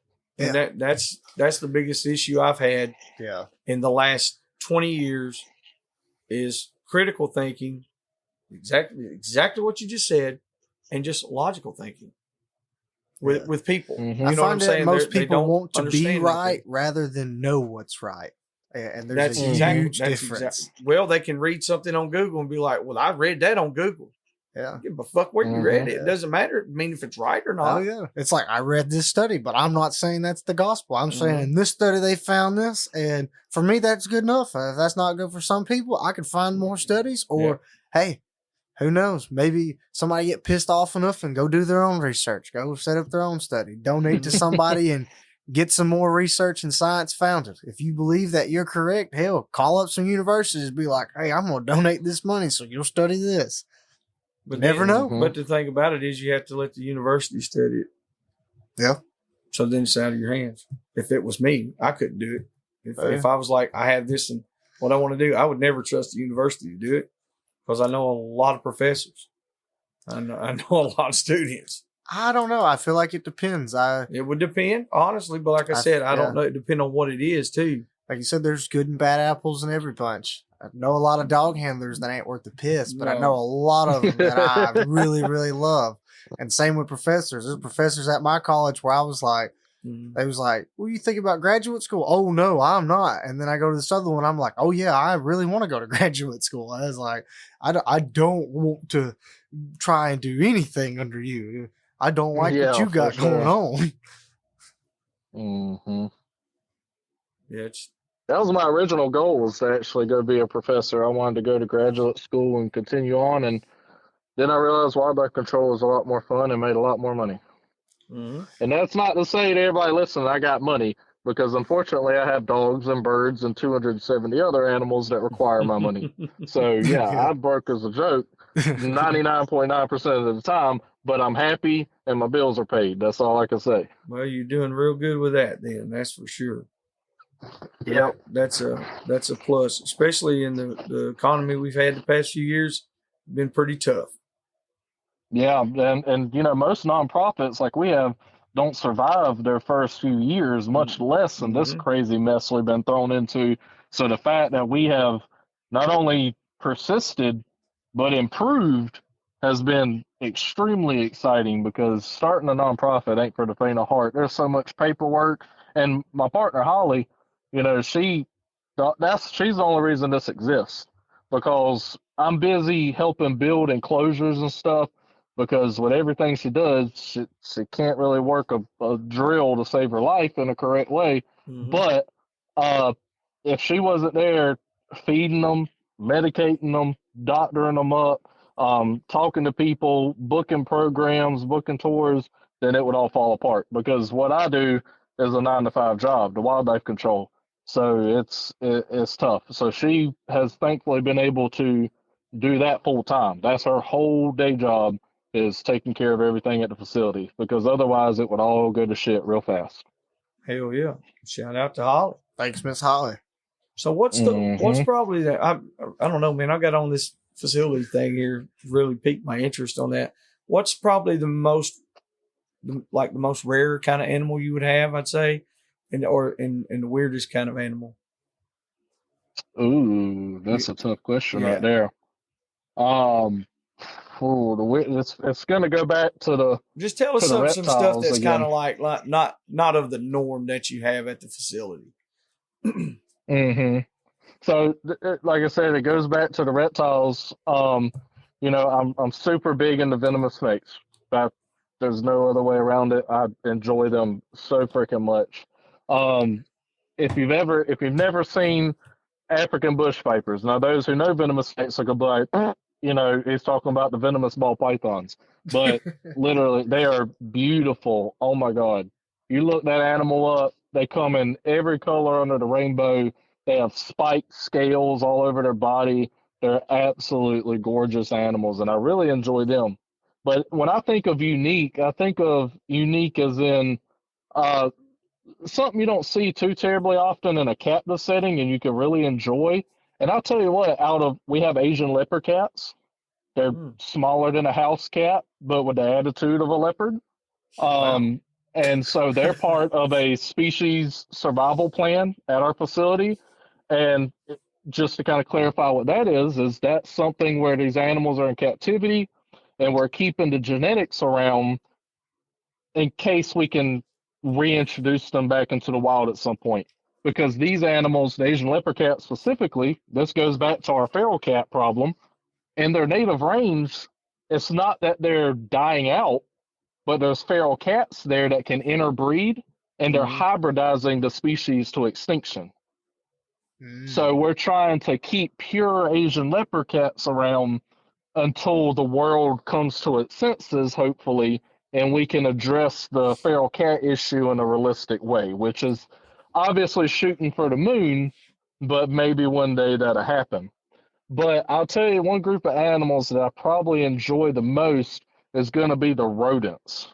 I know I'm not talking about a rat and I'm not talking about the squirrels, but my freaking porcupines. Mhm. I adore my porcupines today. I have an African crested porcupine named Briar, and that sucker will jump in my lap and beg me to scratch her ears until I do. And it is the coolest critter in the world. I love that thing. And the same thing with our North American porcupine. It's super friendly.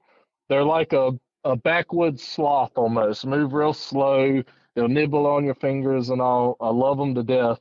And then you've got other more hardcore animals like our bobcat. We have two. One of them's named Bonsai, and he is intense because people always want. They're like, "Man, I wish I could have one." And I'm like, "Listen, they're not for the faint of heart, and I definitely ain't gonna recommend it because if you have a house cat and you're rubbing on them and petting on them, and out of nowhere, all of a sudden they switch up on you and they start biting on you and scratching on you. Well, you take that and you multiply it by 100, and then you have a bobcat. Because I've been in there with him, and he'll chase a flirt pole all day long. We have trees in his enclosure that we make him jump up on and climb and make sure he stays in shape. And he'll get down in your lap and he'll rub on you and let you pet on him. And then out of nowhere, that sucker switched up and tried to rip my kneecap off my leg with his teeth. No, Damn. and it's not in a mean way. He's just playing, but I'm not built like a bobcat. I can't take that kind of abuse like the other bobcat can. You know what I mean? Like the other bobcat can take that kind of stuff, but my frail human body isn't built for that. So it's like I tell people, they're not being mean. He's not aggressive. He's just playing. But bobcat playing is an all-out fight for a human. Yeah, that's pretty wild there. I guess it's why you Yeah, see but like the people that have like the big cats when those cats jump up on them and kind of start chewing at them and stuff like that. They're not hurting. They're not trying to hurt them. They're just playing, yeah, but we're they're so fucking massive. It's like You'll crunch me. yeah, I'd be scared to death of yeah. that shit. Yeah, you got that right. So we don't have tigers or anything. We really try to focus a lot on native species. That's where our heart is at. Unfortunately, with the way a lot of legalities work, it's actually easier for us to do more of the exotic stuff. But whenever we can, we like to have the stuff that people don't get to see close up in their own backyard there for them to be able to see if possible. And a lot of them are illegal pets or animals that can't be released due to injuries or something along those lines. But I mean, we did a big event this weekend after the dog trial. So I drove up the upstate South Carolina Friday, woke up, drove another hour to the dog trial, did the dog trial, left, drove back to Hartsville, and then I had to drive back another hour to an event that morning where we stayed all day and then drove back home and then got up and went to work. So it was a full weekend, but we went and I brought our barn owl, not a bard, but a BARN owl. Yeah. And everybody that was there, they said, I've never seen one in my life. Not Really? not a single one. And I mean, these people were up in age. I mean, we're talking like 70-year-old You're talking folks, about and the they're ones like, with like the white face, right?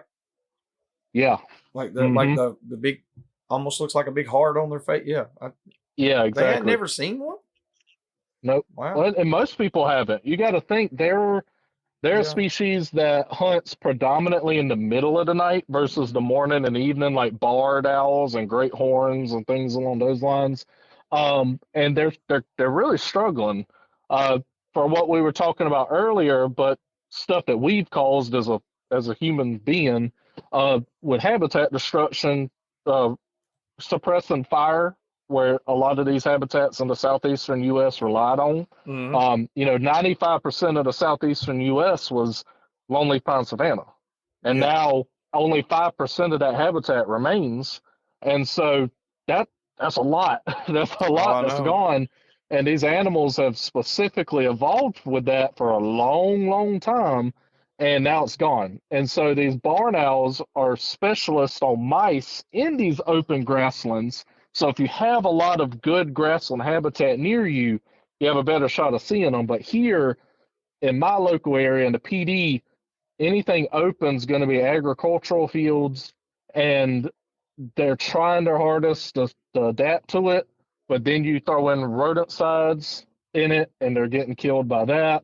Habitat's gone. They're getting whammed all over the place. So even with us as a rehab facility, we've only seen 2 in 5 years Wow. that have come I through had our no doors, idea. and they came out of an old barn that somebody was taking down, and they found the babies in there, and we were able to rehab and release them, which was great.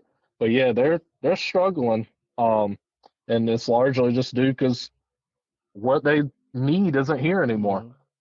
Well, But I will say on that same note, I've really appreciated seeing kind of a shift in the mindset. There's a lot more property owners who are caring about that and thinning things out yeah. and handling the mesopredator problem and letting other people like the houndsman come in and handle these solutions in effective and realistic means while also focusing on the habitat that needs to happen, and all that accumulating seems to be really snowballing and picking up these past few years, and I'm really excited about that, and I'm hoping it keeps rolling because that's super, super helpful. That's good. I mean, I'm glad it's helpful, honestly, because I've often wondered that. I was like, are the things that we're doing, are they just beneficial just to us? How beneficial is hound hunting to the ecosystem? Are we causing more harm than good at certain times and places, which it's just, just things, not everybody looks at it like that, but I've really shocked about the barn owls though. Like, I guess it's where I was raised at there. And of Mm-hmm. course it was decades ago, but we used to see them pretty frequently. And Yeah.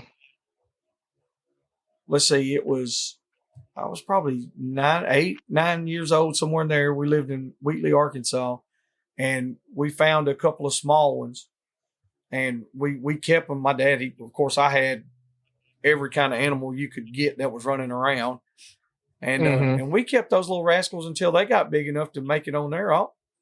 But Mm-hmm. they were the coolest animals ever. Like, they were so pretty, like they were in the last They're one. gorgeous whenever they're older, but God knows Yes. they're Oh, ugly they're as ugly when they're babies. little. Yes. Holy crap. I'll tell you something else that I thought was pretty ugly when it was a baby. It was Canadian geese. They were Yeah. they, Yeah. they were they were just ugly. They were the cutest thing I ever had I'm talking about just absolute. I don't give a damn if you the baddest dude walking the earth.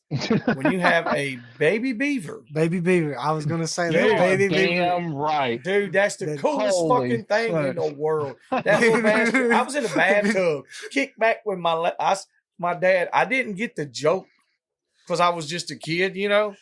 But as I got older, I remember my dad said, my mom said, What is he doing in there? He's been in the bathtub for an hour. My dad said, well, he's a boy, but he's playing with his beaver. And I didn't get it for a long time. Then as I got older, I thought about that one day and I was like, oh, you nasty old bastard. Pretty good. But like we found. They are adorable. My school bus driver. Adorable. This is how much the world has changed. My fucking school bus driver let us get off the bus and catch 2 baby beavers. And let us bring them on a school bus and take them to the house. Mm-hmm. God, the world has changed so much. You ain't doing that nowadays. I mean, hell, I had baby coyotes, all kinds of snakes and turtles, baby deer. But like I said, it's been a long time. And in Arkansas, we could have a lot of different wild animals. I think we could have up to 6 of each one. As long as it was protected. And I promise you, I tried to get all I could get. I loved it. I wish I could have had a damn rehab facility. Probably should have went to rehab. We're privileged. We're privileged to do what we do, and you know the world definitely has changed a lot since then, and some of it for the better in the wildlife regard because we see a lot of stupid stuff happening with it, and you know it's not us that suffers for it, unfortunately. Right. But you know we're thankful that we're able to do what we do. Because these critters are cool. And I think there's a testament to saying that we get to see how cool these critters are in a different light than a lot of people do. Yeah. You know, we see a different side of these animals that people don't typically get to see. And I think a good example of that is with what I do in the falconer thing. I tell people all the time, I'm like, listen, I know a lot of people can't stand a squirrel. They sit there on your back porch, they raid your bird feeder, they chew up the house. Yeah, you're going to think of them as varmint and worthless and get rid of them. And even with people hunting them, a lot of people, you know, it is fun. It's a good way for people to get together and to get new hunters out. But they think of it as like basic, like that's entry-level stuff. But let me tell you something. When you put a hawk, a predator that squirrel has evolved with for longer than we've existed, and you put that bird up there and he's on that squirrel's ass, that is the baddest mofo in the woods at that moment. Oh, yeah. I have seen squirrels do some incredible stuff to evade a bird. I have watched squirrels jump out of a 60-foot pine tree, hit the ground, bounce, keep on trucking with a dog on his ass and a bird over his head and still make it to that escape route that he had planned for that exact situation. And I've even had squirrels that'll sit there and bark in a hawk's face and like entice it to chase it just to switch sides of the tree and make that hawk look like a moron. I have squirrels to this day I have not been able to catch on a hawk because they have this shit down pat. And I mean, they are insane athletes. They are incredible when you give them the opportunity to do what they are designed to do. They are freaking cool. Yeah, that, you know, I've never got to do that with a bird. Come on. Yep. If you don't say bird that. I got now, don't you invite me. Oh, I'm already invited. Tyler and I already got it planned out. I just gotta let this let bird the old I man got know. named Crisco. She will put you on a show. So that bird, I love it. I love that bird. That bird will tell her to fix her fucking hair because I'm coming. Come on. And in return, I need y'all to take me out on some pigs because I ain't been able to go but one time, and I'm ready to go again. Hey, and that's one thing about. Now, how far were you from Hickory? Hartwell the other day? How far do you live from there? 3.5 hours. Okay, so it was like 7 hours from his house to our house. What I'm saying is, there's a couple of guys. Now, what city do you live in or close to? I'm over in the PD area, so I'm closer to Columbia, about 30 minutes outside of Columbia, South Carolina. Okay. Well, the reason I was asking, I know quite a few guys in South Carolina that hog hunt, and maybe I saw some license plates from there. Yeah, I was going to say maybe I could get with them, and we could try to do a hunt there, hog hunt, and then hunt. We can hunt with you, and then go do a hog hunt with those guys, and that'll put you in connection with them. And that way, you can try to find some more local guys that are running hogs, and then, but of course, you come over here because it's going to be a whole nother world here. I'd love to see like little pigs running across a field, and then a hawk swooping down and nailing that. I want to see the owl just. Oh. Yes. We had there was somebody that caught some piglets with a red tail by accident. They were trying to squirrel hunt, and that bird came down like a ton of bricks. Because falconry it can sound kind of lame, and sometimes it is lame if you got the wrong bird. But when you got a red tail hawk on squirrels, them suckers, especially like a big juvenile female, they do stuff that would blow your mind, because you're like, this bird should be dead. There's no reason this bird, how does a species survive with the reckless crap that they do to catch food? I've watched birds come down, a squirrel bail, that bird would come behind that squirrel and hit the ground so hard they knock themselves unconscious. Damn. My bird in particular, I mean, she had a squirrel bail over a swamp. She didn't give a rat's ass. She came behind that squirrel going Mach 10 and smashed it into the water, and they both disappeared under the water. And she comes up, and I'm assuming the squirrel was dead at that point. She just swam to the shore with the squirrel on her feet. I mean, it's insane. They are incredible. So, yeah, that bird dropped down like a ton of bricks on piglets. And I wasn't there for that one, but I don't know where the mama and all was. But, yeah, she had some bacon for supper.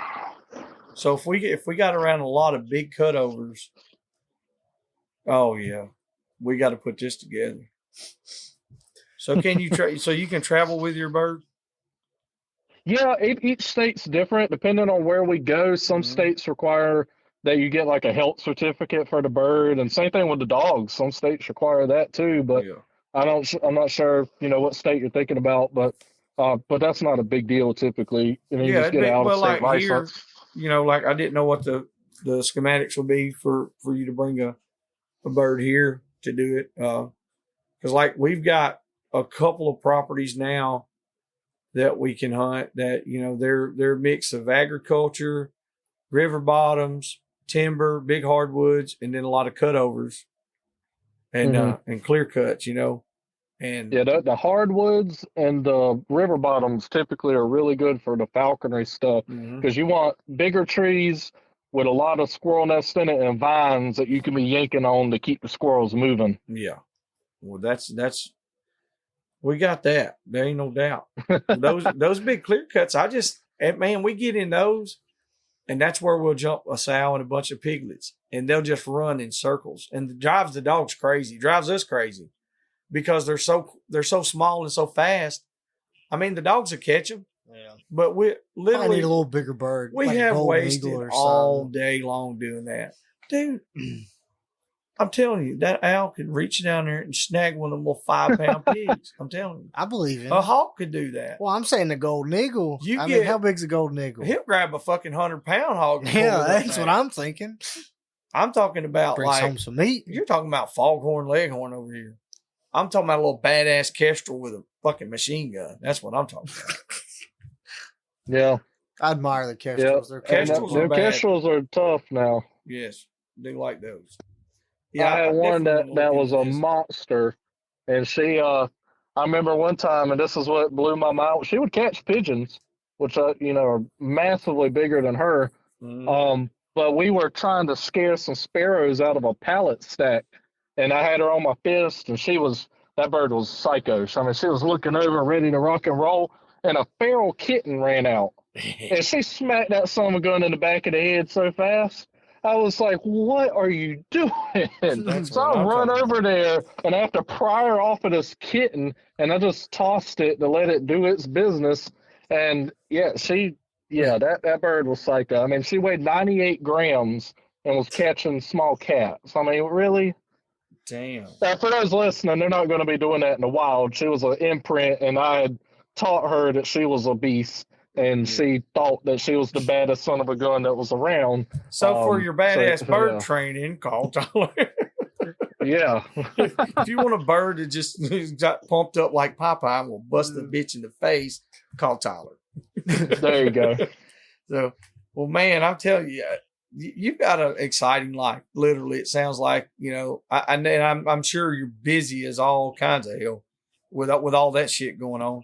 I can only imagine, but definitely want to get something together and come out and hunt with you. And like I said, please come over this way. Come on. Yeah.